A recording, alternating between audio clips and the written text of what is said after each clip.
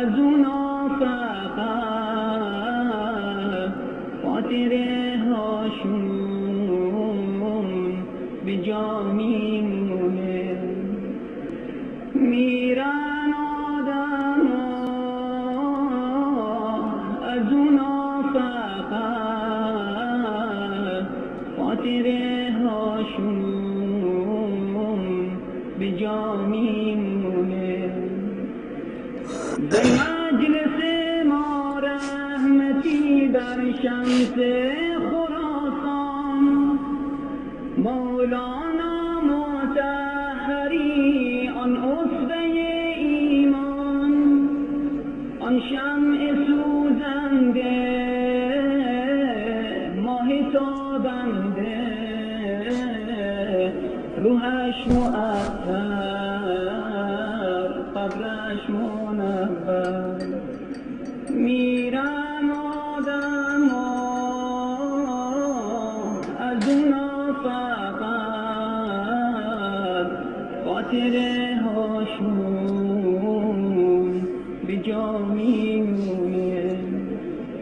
رفتای اثر اومد کی را اختر، نور دارالاسلام مفتی خدا نظر، زداغ هجرت.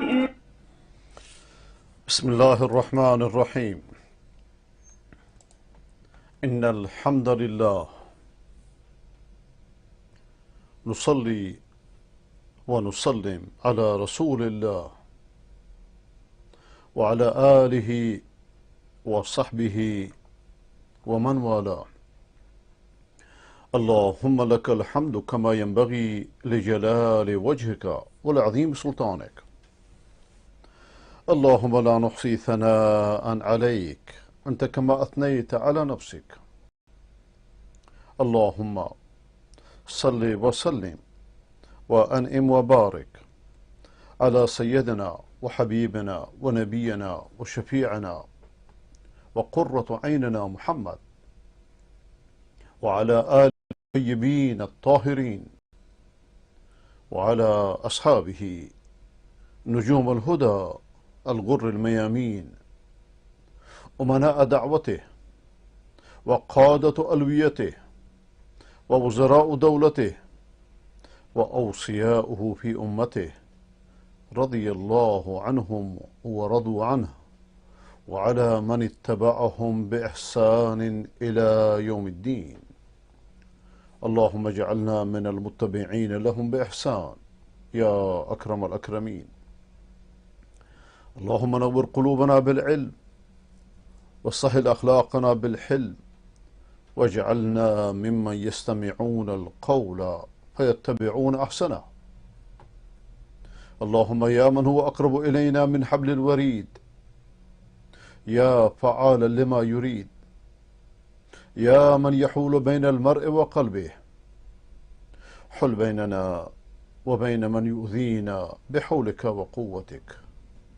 إنا نجعلك في نحورهم ونعوذ بك من شرورهم. اللهم يا كافي كل شيء ولا يكفي عنه شيء، اكفنا ما يهمنا من أمور الدنيا والآخرة، إنك على كل شيء قدیر و بالإجابة جدیر. با حمد و سپاس و ستایش بی حد بر خداوند متعال و با درود بی پایان بر محمد مصطفی علیه السلام و علی آله و صحبه الکرام،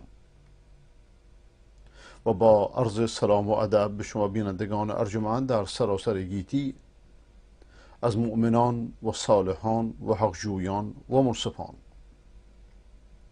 از خداوند متعال تقاضا دارم که در این اوقاتی را که مشرف به خدمتتون هستم، آنچه را که برای اصلاح قلوب و افکار و رفتار و گفتار و کردار و خانواده و جامعه و اصلاح دنیا و آخرت من شما مفید است، خداوند آن را بر قلب و فکر و زبان بنده جاری نماید و شما سروران ارجمند را و شما برادران و خواهران محترم را و شما فرزندان عزیز را از کسانی قرار بدهد که سخن را به خوبی میشنوند و بهترینش را برمیگزینند و خدا را شاکریم که به من شما توفیق داده که برگرد بهترین سخن که سخنش باشد زانوی ادب بزنیم تا از فرامینش، از راهنمایی‌هایش، از نورش، از هدایتش، از خورشید معنویتش برای روشن کردن قلب و فکر و دنیا و آخرت خود سود ببریم. در شرح بهترین سخن رسیدیم به آیه شریفه 47 از سوره یوسف علیه و علی نبینا الصلاة والسلام. تلاوتش را بشنویم، بعد از اون ترجمه شعری و تفسیرش را.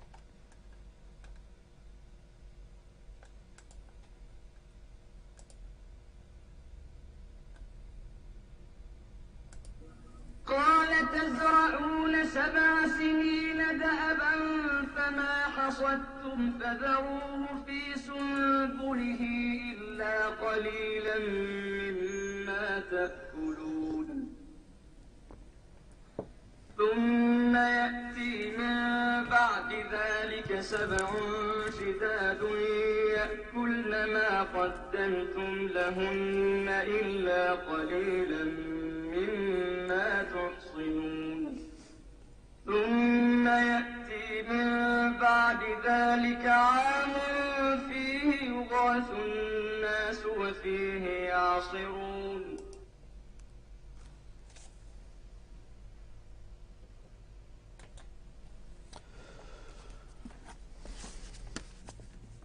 چنین داد یوسف جواب سؤال زراعت نمایید تا 7 سال ز خرمن که آید شما را به دست در انبار ریزید هر چیز هست مگر قوتی اندک ز بهر غذا که لازم بود خوردنش بر شما که چون این چنین بگذرد در معال همی قحطی آید ز پی 7 سال که زان توشه کاندر انبار هست بیارند مردم یکی نان به دست بماند در انبار جزئی از آن بکارید آن را به وقت زمان پس از آن همه قحط سالی تام فرا میرسد سالهای بکام که نعمت به مردم بگردد زیاد زدایند آن خشک سالی زیاد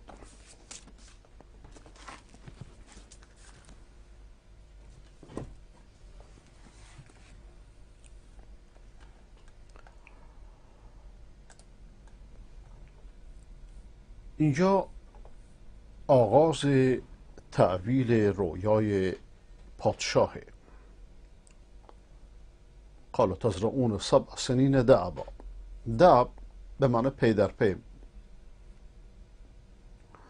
گویا که یوسف علیه السلام ازشون میخواد که از اهل مصر که با جدیت بدون تنبلی پشت سر هم در این 7 سال کشتزار کنید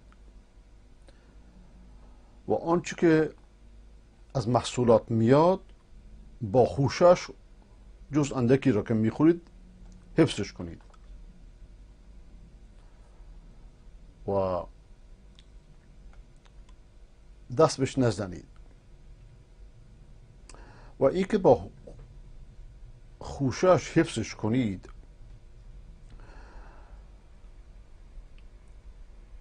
دقت قرآن رو میرسونه و اینکه از طرف چه کسی نازل شده که چطور خداوند به یوسف علومی از هر جهت داده، از اقتصاد، از انبار کردن نوع گندم و بقیه نعمت‌هایی که بهش داده بود. و امروز علم جدید هم ثابت کرده که اگه گندم رو با خوشش حفظ کنن بیشتر مدت زمان بیشتری میتونه بمونه. قال تزرعون 7 سنين دأبا فما حصدتم فذروه في سنبله الا قلیلا مما تأکلون. یوسف گفت 7 سال پی در پی زراعت میکنید، بعد آنچه را که درو کردید در خوشه هایش واگذارید جز کمی از آنچه که میخورید. ثم یأتی من بعد ذلك عام فیه یغاث الناس و فیه یعصرون. آنگاه سپس بعد از اون 7 سال سخت میاد که آنچه را که از پیش اندوخته اید در این سالها بخورند مگر اندکی از آنچه که نگه میدارید.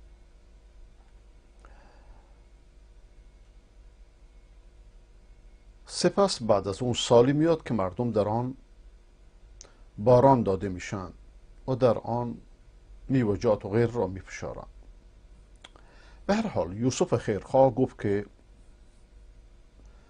ای قاصد پادشاه، تعبیر خواب اینه که شما 7 سال با نعمت‌های فراوان در پیش دارید که زراعت نیکو میاد. بعد از اون 7 سال قحطی و خشکسالی میشه که محصول و اندوخته های این 7 سال همه رو تباه میکنه، یعنی مصرف میشه. بعد از 14 سال محصول دوباره عادی میشه.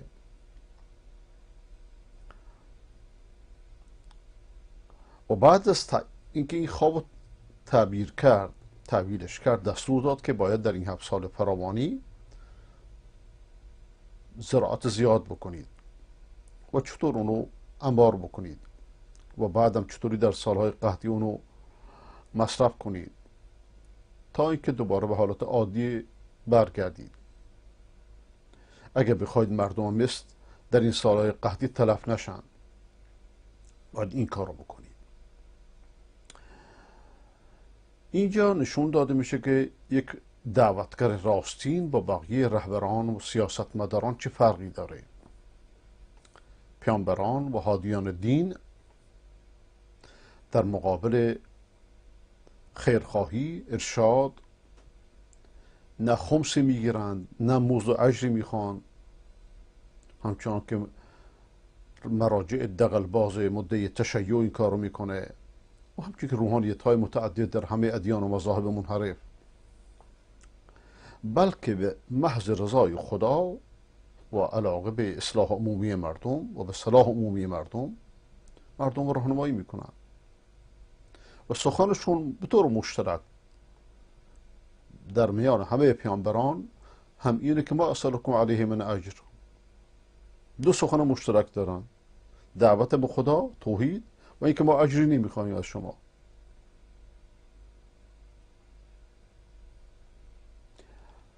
اکنون حضرت یوسف علیه و نبی السلام 7 سال در زندان در حال غربت سختی میکشه.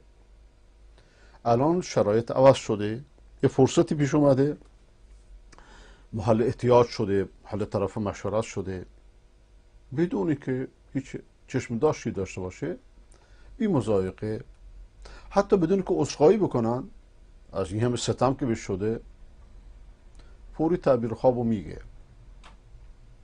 و علاوه بر تعبیر خواب آنها رو از خطر قحطی آینده هم مطلع میکنه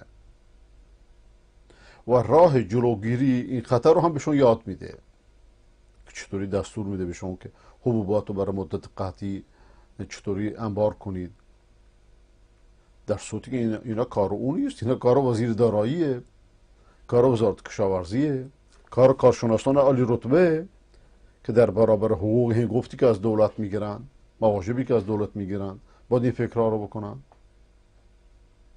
لیکن حضرت یوسف مثل هر دعوتگری در اینجا مجانان فداکاری میکنه برای جامعه، برای بشر، به منظور انجام وظیفه و خدمت به نوع و از معلومات سیاسی الهی که خداوند بهش داده دریغ نمیکنه. اما خود به خود این عمل نیک و این ارشاد با اخلاص اثر بخشید. به زودی خود شاه، شخص اول مملکت، تشنه ملاقاتش شد اثر اخلاص اینه. تو نیکی میکن و در دجله انداز یا در دریا انداز که ایزد در بیابانت دهد باز.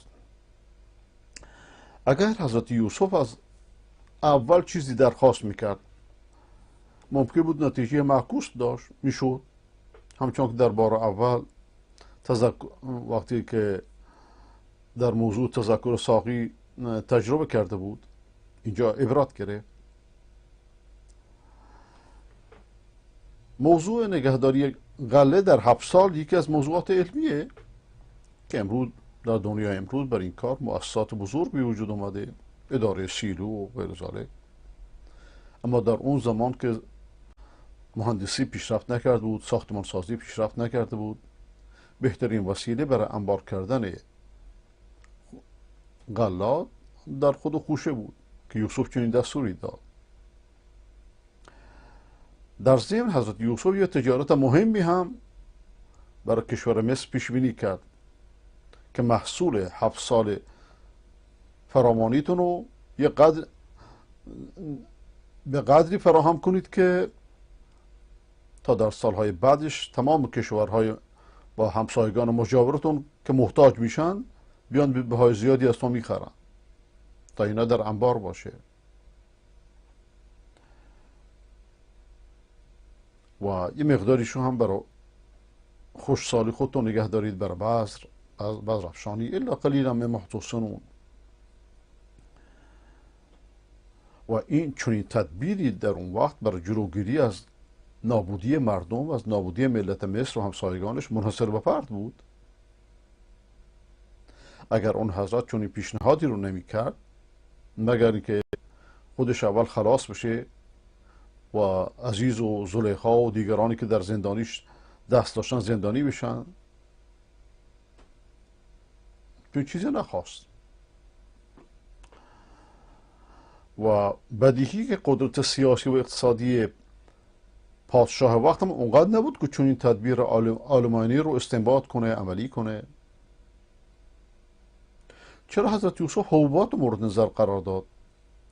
بلکه حبوبات ارزاق عمومیه، اما میوه ها و اینا بقیه برای حفظ حیات نیست، برای ترفهه. و تنها حبوباته که گندم و برنجه که غلاف داره قابل ذخیره، بنا بودن در غلاف فاسد میشه. چون این بیان و پیشبینی که حضرت یوسف کرد استنباط هر کسی نبود. خلاصه که فرستاده شاه با از این تعبیر روشن بسیار خرم و خوشحال شد، با لحنی گرم با یوسف خداحافظی کرد و یوسف از او درخواست کاری نکرد که او به گوش شاه برسانه مثلا. ولی شاه پس از شنیدن این تعبیر بسیار به ملاقات چنین دانشمندی که از علمای درباری عالمتر مشتاق شد. و دانشمندان دیگه که از تعبیر عاجز بودن وقتی شنیدن چون شخصی چون دانشمند ناشناسی در زندان به سر میبره، برای دیدن این شخصیت و نابغه بزرگ مشتاق شدن. بدیهیه که پادشاه از آنچه که در خواب میدیده سخت وحشت داشته، در حال انتظار بود که چیکار بکنه. وقتی دید که ساقی شاد و خرم برگشته امیدوار شد. با تمام بی‌صبری شرح دیدارش رو با یوسف خواست. ساقی هم مو به مو تعبیر رو به عرض رساند. وقتی شاهی بشنوه 7 سال پی در مصر قحطی خواهد شد، شاه مصر پشتش میلرزه، مثل آخوندهای حاکم بر ایران نیست، به فکر چاره میفته. مقام مسئولی که حفظ مملکت و نگهداری ملت با اون احساس مسئولیت میکنه، حق داره که از چونی خبری از چونی خوابی وحشت کنه. اما وقتی که تدبیر حکیمانه حضرت یوسف شنید گویا جانی در کالبدش دمیده شد، غمش به شادی مبدل شد. لیکن خیلی تعجب کرد که این زندانی کیه که از همه علمای مملکت عالمتره؟ آیا چون این دانشمندی در مملکت من باید در زندان به سر ببره؟ آیا این نابغه بزرگ چه تقصیری کرده؟ چه کس باعث شده که او سالها در زندان بمونه، اونم در دولت من؟ وقتی از ساقی شنید که چندین سال قبل او رو در زندان دیده، خیلی عجیب به نظرش اومد که چرا چون این فردی در زندانه این همه مدت؟ این مرد فوق‌العاده بزرگ رو باید ببینم، به وضعش رسیدگی کنم، از فکر و بلندنظریش و علمش استفاده کنم. چرا تا به حال از وجود چنین شخصی به نفع ملک و مملکت استفاده نشده؟ و معلومه که بقیه علمای درباری که چنین تعبیر قاطع و سیاست بلندی رو که شنیدن، اونها هم تشنه زیارتش شدن. اینها پیش از پادشاه به عظمتش پی بردن، ولذا در محافل علمی همه جا سخن از تعبیر خواب فرعون و معبر گمنام زندانیشه. چون تعبیر عجیبی شده بود، بزرگترین خبر روز اعجاب انگیز بود. همه منتظرند که وسیله ملاقات این عالم مجهول ناشناس فراهم بشه تا از علمش استفاده کنند. ولذا شاه به دنبالش میفرسته. قال الملك اتونی به، اونو پیش من بیاری. دستور میده که نه که آزاد بشه، بلکه ملاقات شاه هم مشرف بشه. وقتی شاه تفسیر خواب شنید و تفسیرش هم خیلی دقیق بود، خیلی خطیر بود، گفت که آزادش کنید و بیاریدش ببینمش. به علمش احترام گذاشت و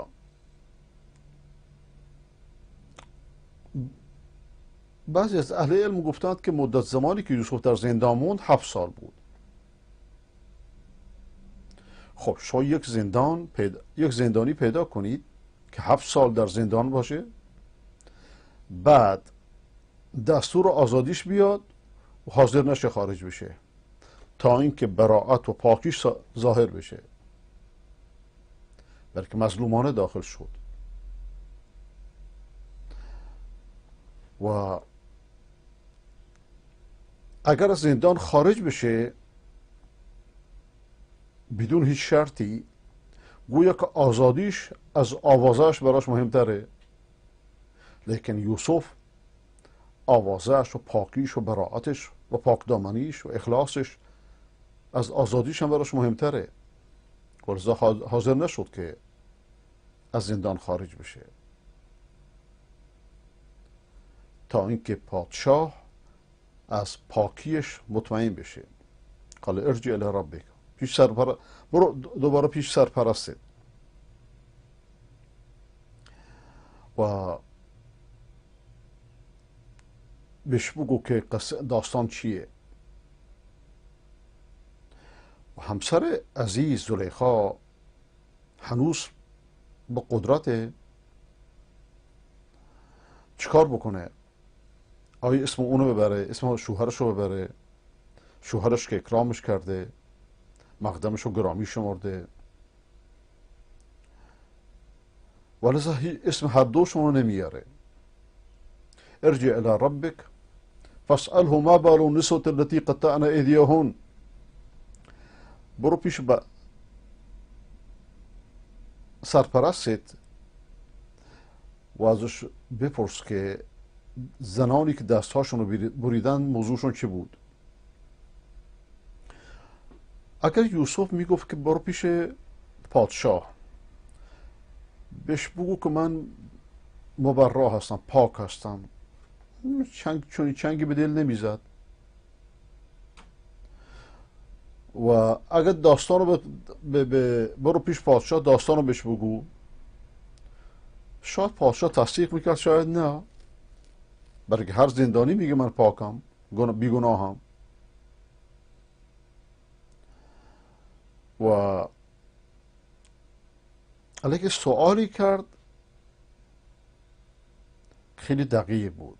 اگه میگفت که از زن عزیز که زلیخا باشه سوال کن، در واقع نخست وزیر رسوا کرده بود. اسم هیچ کدوم اینها رو نگرفت. گفت که بازگرد به پادشاه، ازش بپرس زنانی که دستاشون رو بریدن موضوعشون چیه. یعنی اینجا میخواست یه منطقی استفاده بکنه که کسی مورد اذیت آزار قرار نگیره. بعد راجع به مراوده ازشون سوال کرد و موضوع خیانت، نه راجع موضوع خیانت اینا اصلا مطرح نکرد. سخن یه گوشه‌ای برد که کسی اذیت آزار نبینه. یه حادثه ای هست که از نوع خودش بی‌نظیره. زنان دستای خودشون رو بریدن. از پادشاه سوال کن که زنها چرا دستاشون رو بریدن، علتش چیه، نتیجهش چیه.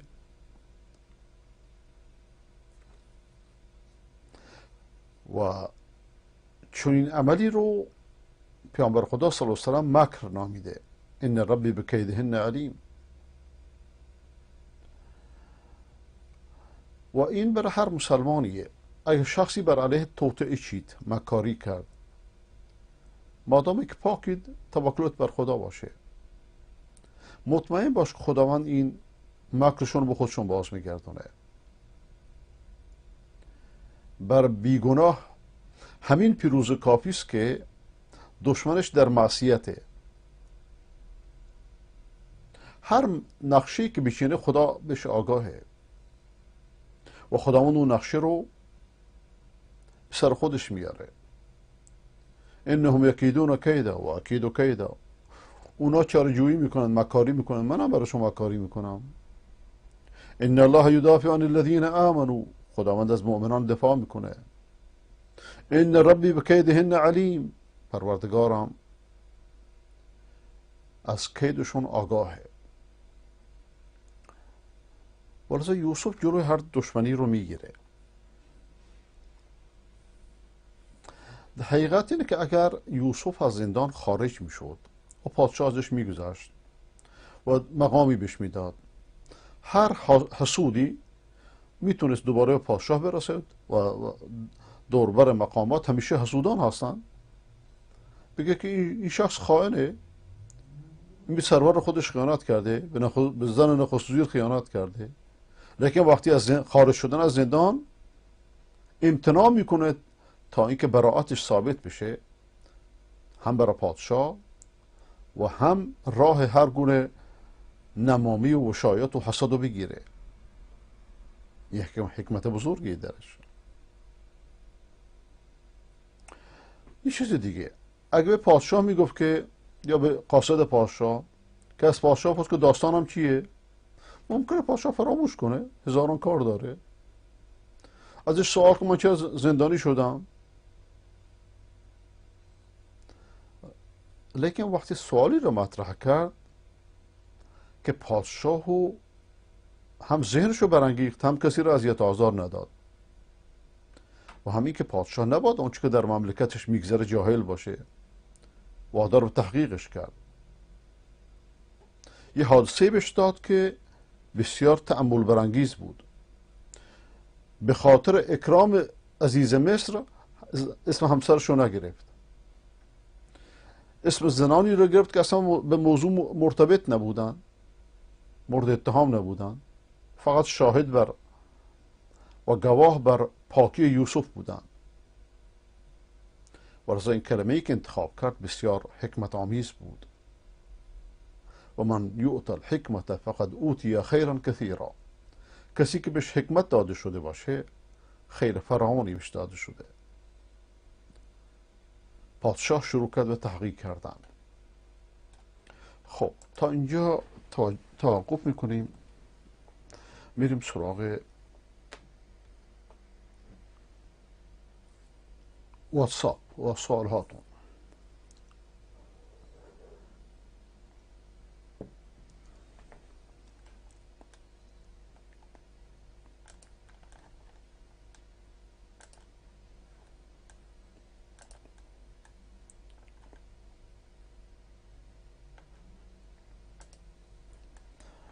آقای ابوالفتح کسوری از لاهور،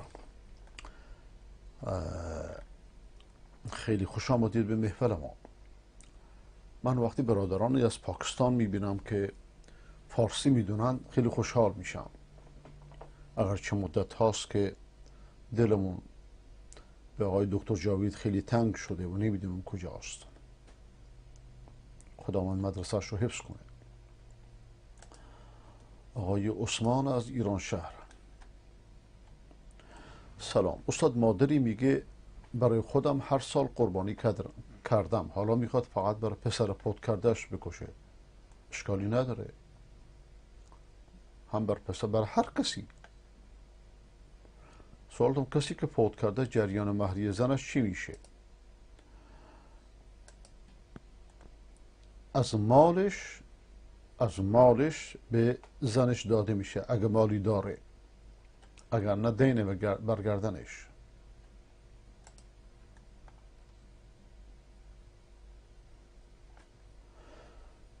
آقای ابوالفتح شما یک کلیپ فرستادید، نمیدونم چه زبانیه.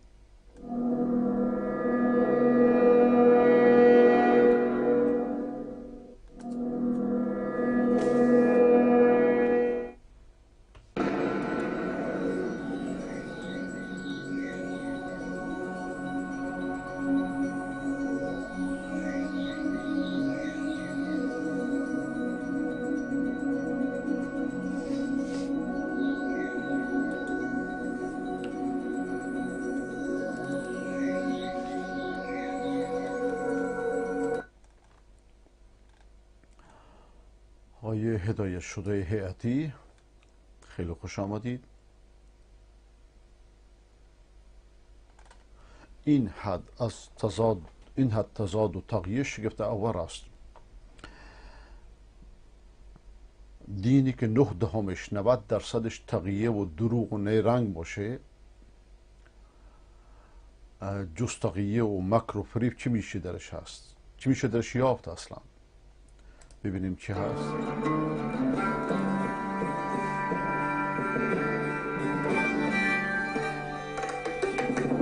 اینطور نباشد که ما بگیم و نکنیم، اینطور نباشد که ما دعوت به اتحاد بکنیم و عملمون برخلاف باشد. شما که هر چی گفتید برخلاف بود، هر چی گفتید برخلاف بود. چه وعده به ملت دادید که عکسش عمل نکردید؟ اینطور نباشد که ما در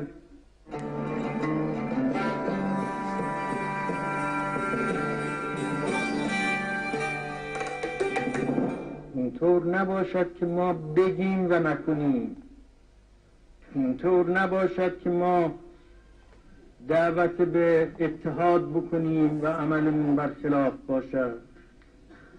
اینطور نباشد که ما در روزنامه هامون دعوت به اتحاد بکنیم و عملمون غیر از او باشد.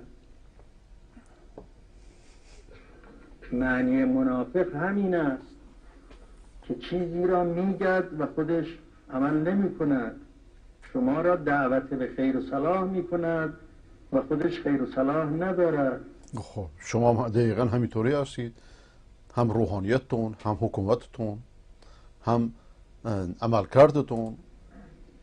شما را دعوت به اسلام حقیقی می کند و خودش اون را نمی خواهد. شما که اسلام رو نمی خواهید. اگه اسلام می خواستید که کشور را شرکستان نمی کردید، کشور را بت پرستی نمی کردید، قبر پرستی نمی کردید. قبر شده بتخانه، که لعنت خدا بر اون کسانی بود که قبر تو بتخانه کردند با وسایت خودت. شما را دعوت به اتحاد می کند و خودش دنبال این نیست که اتحاد را ایجاد کند. شما را از نفاق پرهیز میداد و خودش اونطور نیست. ما باید با توجه به خدای تبارک و تعالی قشرهای خودمون را با هم فشرده کنیم.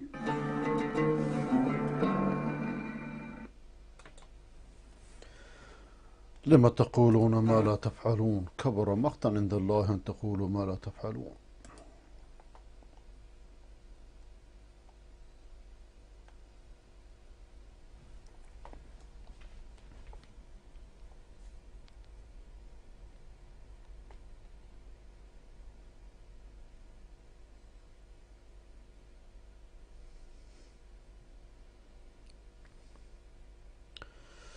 ببخشید یک سوال داشتم، جسارت نباشه. سوال این بود که خانم که در حال مریضی عادت ماهانه باشه، شوهرش نداشتن گناه باش هم بستر بشه، چی گناهی داره؟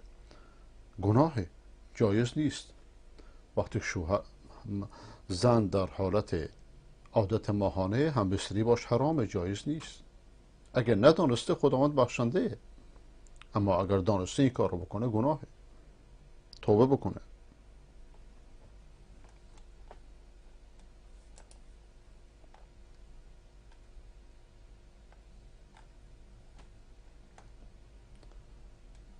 آقای سعید تفسیر خوب بود، خواهش میکنم. آقای مرتضی از خرمشهر، برنامه چه موقعی هست؟ این بالا نوشته آقای مرتضی، این بالا نوشته که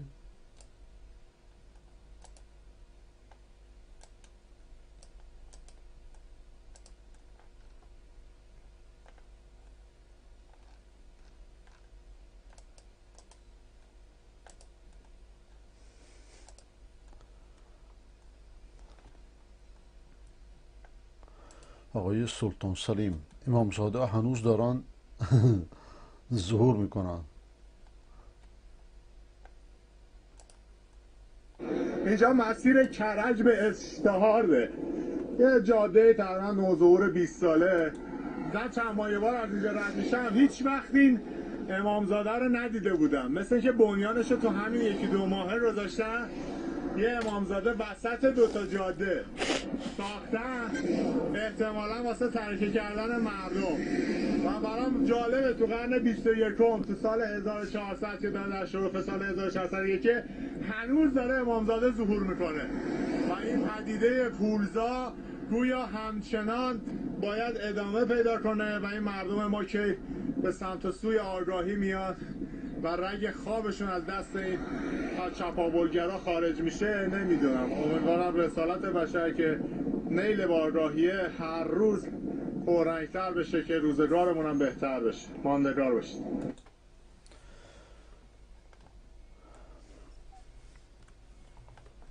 این آگاهی نه از راه بیدینی میاد نه از راه بددینی. پرده آخر، خدا محتاج به دعا. عجب.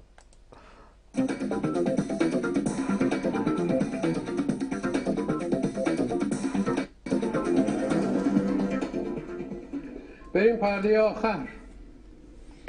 ما هم با شما آقای پلاحتی بفرمایید. خداوند میفرماد اگر این بندگانی که آفریدم همه خوب بشن و هیچ کس گناه نکنه، صالح بشن، من بندگانی می آفرینم که گناه کنند و از من طلب مغفرت کنند تا من آنان را بیامرزم. خداوند دوست داره تو بگی خدای منو ببخش.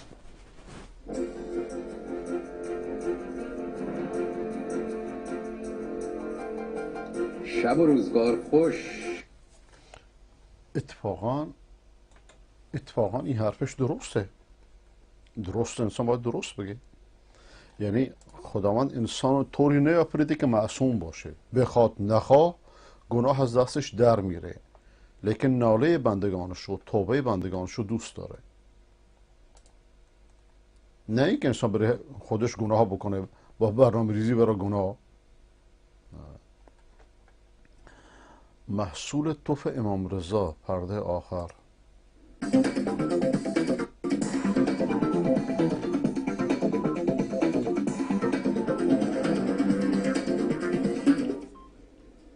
بریم پرده آخر. حضرت رضا علیه السلام در نیشابور اتراق کردن 3 ماه، منزل پسندیده رفتن نزدیک قبر شتیته یا شتیته است. یه درخت لوزی بود، محدث قمی می‌فرماید درخت بادامی، خوش بود سالیان سال.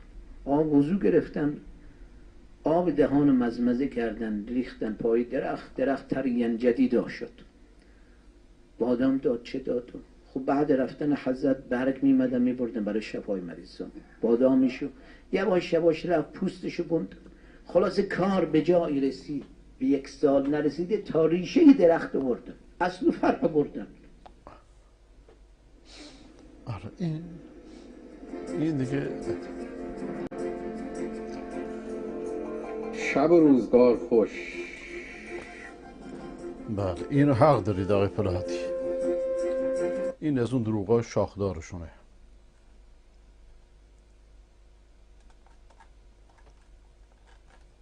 امام رضا به جای توف کردن زیر درخت خودشون نجات میداد که مریض نمیشد یا به قول شما مسموم نمیشد. آقای سعید از آستارا، فیلمی از یگان نیروی ویژه اوکراینی در ضد کمین نیروزری روسیه که باعث انهدام یک تانک روسی شد. بله اینا رو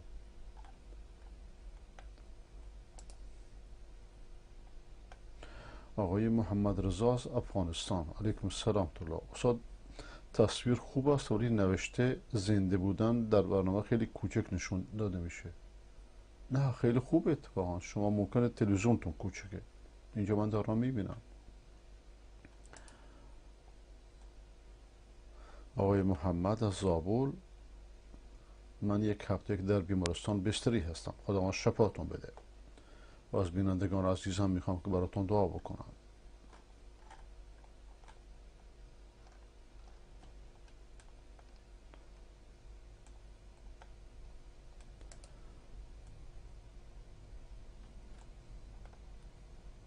تا جون فرکانس و شبکه رو برام بفرستید. چشم.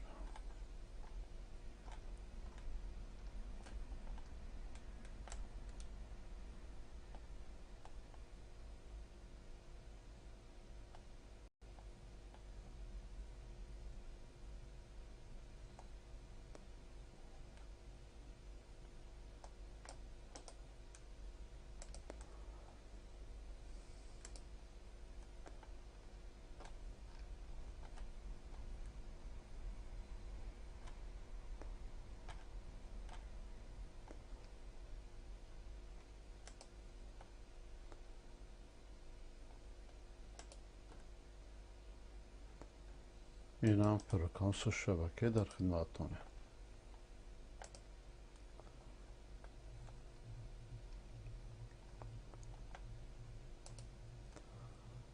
آقای غفران، از کجا هستید آقای غفران؟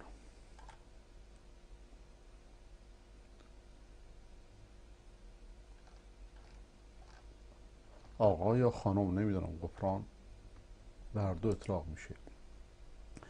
آقای حسن هدایت شده از بهبهان، در زمان صلح امام حسن علیه السلام معاویه که امام حسین با او بیعت به معاویه در وقت بیعت گفت خلافت نباید موروثی بشه و معاویه هم در حضور مسلمانان قبول کرد، پس چرا حکومت بعد از خودش به پسرش یزید رسید؟ درسته، حرفتون درسته. شرط امام حسن همین بود که بعد از او خلافت مثل سابق شورایی باشه، لیکن چون در این وقت جنگ ها فتنه ها خوابیده بود، سالها بین علی و معاویه جنگ شده بود و تا اینکه امام حسن بنا به پیشگویی پیامبر که فرموده بود ان ابنی هذا سید سیصلح الله به فئتین عظیمتین من المسلمین، این فرزند من بزرگوار سیده و خداوند به وسیله او 2 گروه بزرگ از مسلمانان را آشتی میده و سیدنا حسن همین کار را کرد. ولذا مولایان شیعه او را مذل المؤمنین نامیدن، در صورتی که پیامبر او را بزرگوار نامیده. و شرط معاویه هم همین، شرط امام حسن هم همین بود که شما فرمودید. لیکن مغیره بن شعبه رضی الله عنه، همون شخصی که الان شیعیان عبادتش میکنن به جای قبر علی، قبر علی اسم رضی الله تعالی عنه معلوم نیست کجا هست، در دارالخلافه مخفیانه دفن شد و مغیره بن شعبه قبرش همینه که الان شیعیان که دشمن او هستند قبرش رو عبادت میکنند. پیشنهاد کرد که الان که فتنه ها خوابیده بهتره که پسرت یزید رو بعد از خودت خلیفه کنی. یک نظره، اگرچه به نظر بنده بهترین نظر این نیست، لیکن شرایط زمان هر اهل زمان خود بهتر میدونن. بهتر این بود که معاویه به تعهدش وفا میکرد. لیکن تاریخ نمیشه دوباره زنده کرد، حساب همه پیش خداست.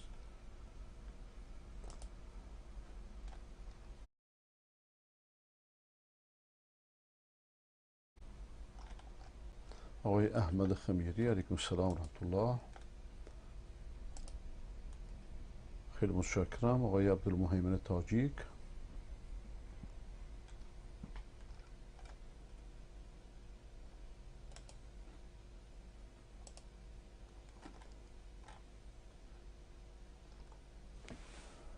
آقای موحد خمین،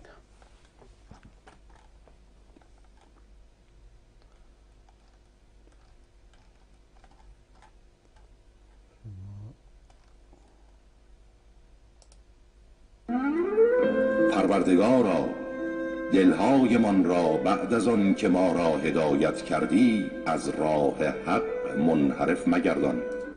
آمین یا رب.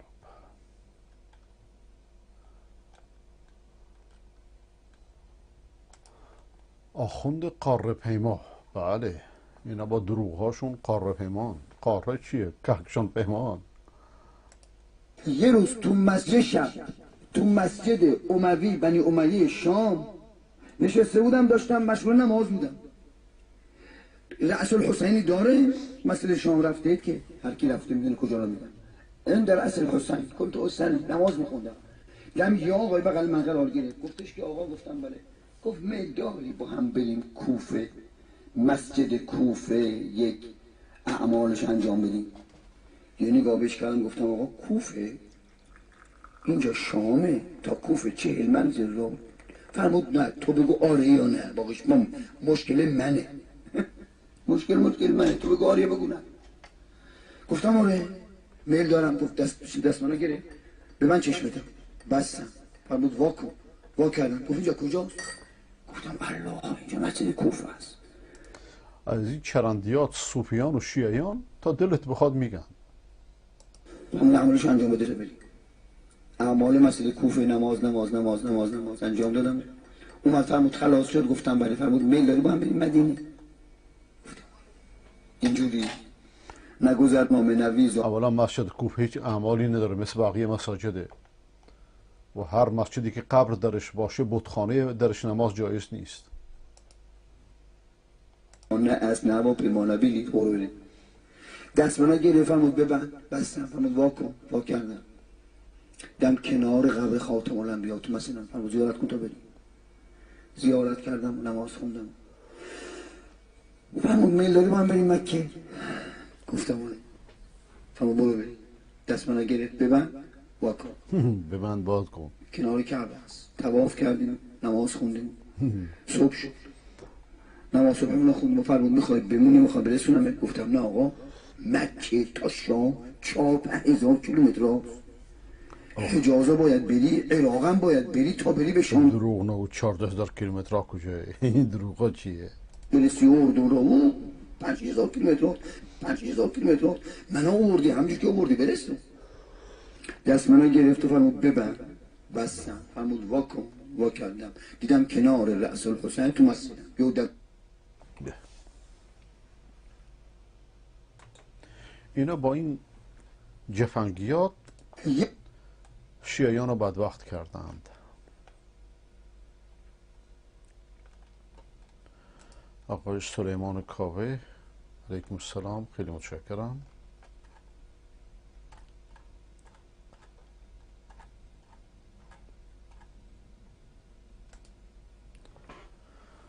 استاد در ایران غالبا یاست را در روی 53 درجه تنظیم میکنند، ولیکن اصل در 52.5 هست. لذا فرکانس توحید بر روی 53 با پارازیت و بر روی 52.5 عالی می باشد. لذا یاست را دوستان بر 52.5 تنظیم کنند تا مشکلی در دریافت سیگنال توحید پیش نیاید. خدا بهتون خیر بده. آقای هدایت شده تو هیئتی آقای محمد یونس از شبکه زلال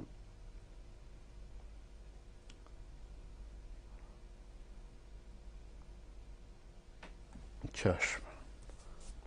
اسم شما رو بعد از این به همین که پیشنهاد کردید انشاءالله.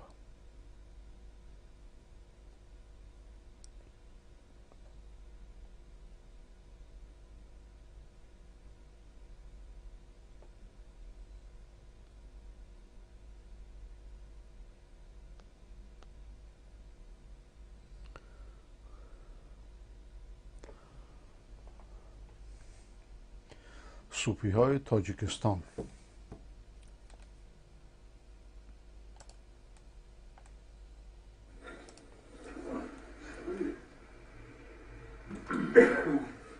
ارواحا خفه شدن این یخه بزرگی اون مردم میگن خدا زده باش ارواح زدن من فرسند از جمعم خیلی بودم موقع ایشان این چک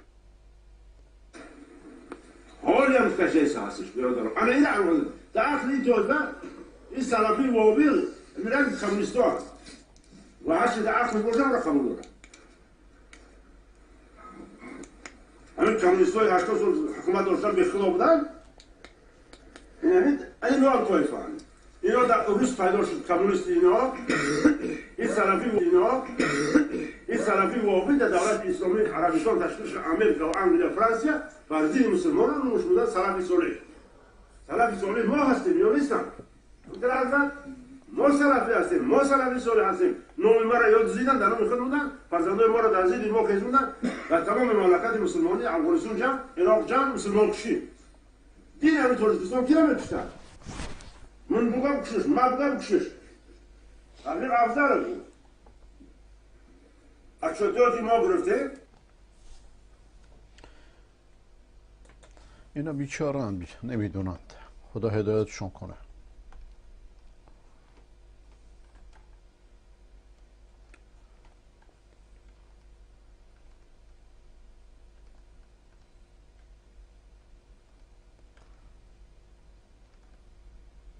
خب دوستان همه شما رو به خدای بزرگ میسپارم. شب روزتون بخیر هر جا که هستید. و السلام علیکم و رحمت الله و برکاته. دلها شده چاک چشمم پر از خون اشکم چو جیحون آزاد و آزاده احمد مفتی زاده در جبهه حق بود همیشه انشاءالله پیش بیایید از این آیه همه آنچه که لازم است برای شستن با در وضو و نحوه صحیح وضو گرفتن خداوند توضیح داده. خدا